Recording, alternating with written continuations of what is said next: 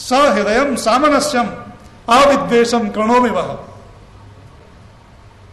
परिवार में रहने वाले सब सदस्य एक दूसरे की भावनाओं को बड़े अच्छे ढंग से समझें और कहते हैं परस्पर परिवार के सदस्यों का, भाई भाई का ऐसा प्यार हो जैसे गाय सद्य जात बछड़े को, तुरंत पैदा हुए बछड़े को जैसे गाय प्रेम करती है, ऐसे ही भाई भाई परिवार के सब सदस्य परस्पर प्रेम करें। माँ भ्राता भ्रातारम, भाई भाई से द्वेष न करे, बहन बहन से द्वेष न करे, परस्पर सब जैसे गाय अपने तुरंत उत्पन्न हुए बछड़े से प्रेम करती है, ऐसे ही सब परिवार के सदस्य एक दूसरे से प्रेम करें। मैं तलाक की बात कह रहा था। भारतीय संस्कृति में तलाक का कोई विधान नहीं है।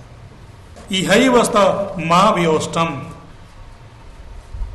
तुम यहीं रहो सारी उम्र, कभी भी अलग मत हो। विश्व माय और वैष्णवतम, सारी आयु को साथ मिलकर के भोगो। क्रीडंतो पुत्र नत्र भी मोद मानव स्वे गृह, पोते पोतियों के साथ, नाते नातियों के साथ खेलते हुए अपने इस घर में आनंदित रहो, ताकि आपका घर सानंदम सदनम बन जाए।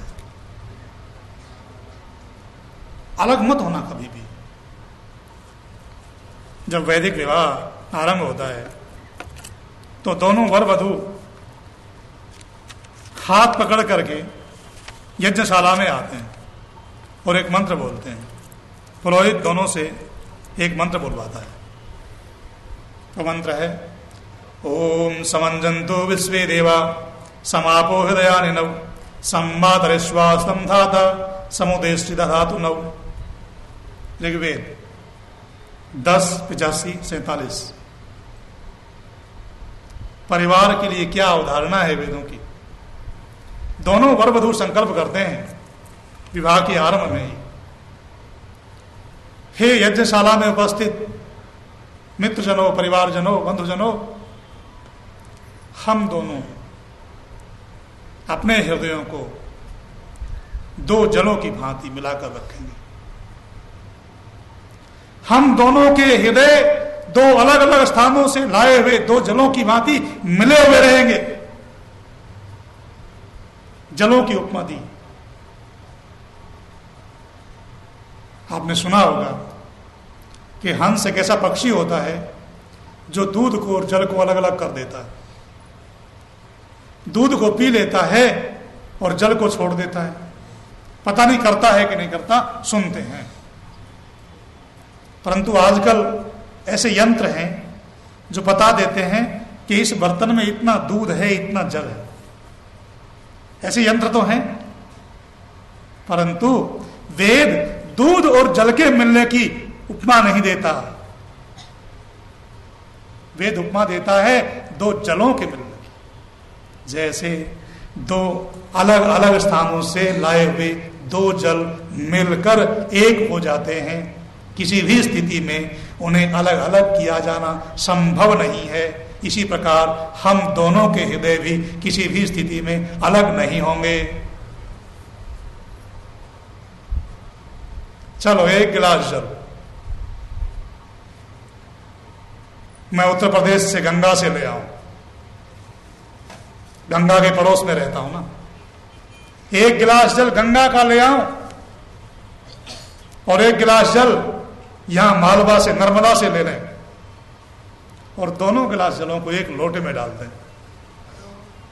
तो बताओ, क्या संसार में ऐसा कोई वैज्ञानिक है, क्या संसार में ऐसा कोई यंत्र है जो उन दोनों जलों को, जो एक गंगा का जल है, एक गिलास जल नर्मदा का जल है और एक लोटे में डाल दिए हैं, क्या उन दोनों जलों को अलग अलग बताया जा सकता है?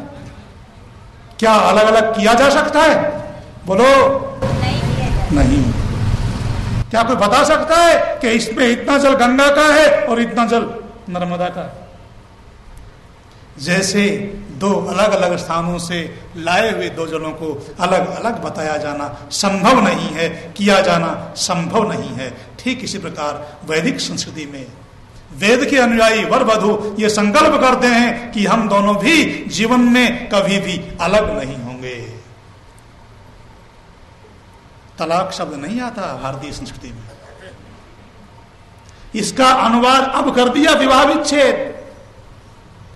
हमारे यहां तो हाथ ग्रहण ही इसलिए करते हैं। कहता है कृपणामी सो भगत्वाय मयापत्या जरधर यथा स। हम दोनों परस्पर एक दूसरे का हाथ पकड़ते ही इसलिए हैं ताकि दोनों जरावस्था पर्यंत, बुढ़ापे पर्यंत दोनों साथ रह सकें, एक दूसरे का साथ निभा सकें। और हमारे यहां तो कामना करते एक जन्म नहीं, 7 जन्म नहीं, सैकड़ों सैकड़ों जन्मों की भी कामना करते हैं हमारे यहां। जिस दिन वेद की संदेश को अपने जीवन में ढाल लेंगे दुनिया के लोग, उस दिन परिवार में कलह नहीं होगी, परिवार टूटेगा नहीं। टूटते बिखरते परिवारों को बचाना है तो वेद के संदेश को अपने जीवन में ढालना होगा, और तब आपका घर सानंदम सदनम बनेगा। सानंदम सदनम सुताश्च सुधया कांता प्रिया लापिनी।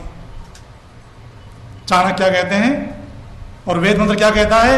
जाया पथ्ये मधुमतिम वाचम वदतु शांतिमाम। चाणक्य एक बात और कहते हैं, माता यस्य गृहे नास्ति भार्या च अप्रियवादिनी अरण्यम तेन गंतव्यम यथारण्यम तथा गृहम। माता जिसके घर में नहीं है और पत्नी कड़वा बोलती है, केवल पत्नी पर लागू नहीं होती, आप सब पर लागू होती है। पत्नी कड़वा तभी बोलेगी जब आप लोग ज्यादा कड़वा बोले। पत्नी तो बेचारी सहती रहती है। आप ऐसी परिस्थिति पैदा ही मत करो कि उसको कुछ बोलना पड़े। पत्नी तो पृथ्वी है, जैसे पृथ्वी सहन करती है, पर सहन करने की भी सीमा होती है, तब उसे थोड़ा सा कड़वा बोलना पड़ता है। पर कई बार परिस्थितियां अलग भी होती हैं, उस परिस्थिति की बात कर रहे हैं। जब परिस्थिति अलग हो तो कहते हैं माता तो जिसके घर में हो नहीं और पत्नी कड़वा बोलती हो, तो उस व्यक्ति को अरण्यम तेन गंतव्यम, जंगल में चले जाना चाहिए, क्योंकि उसके लिए यथा अरण्यम तथा गृहम, जैसा घर है वैसा ही जंगल है।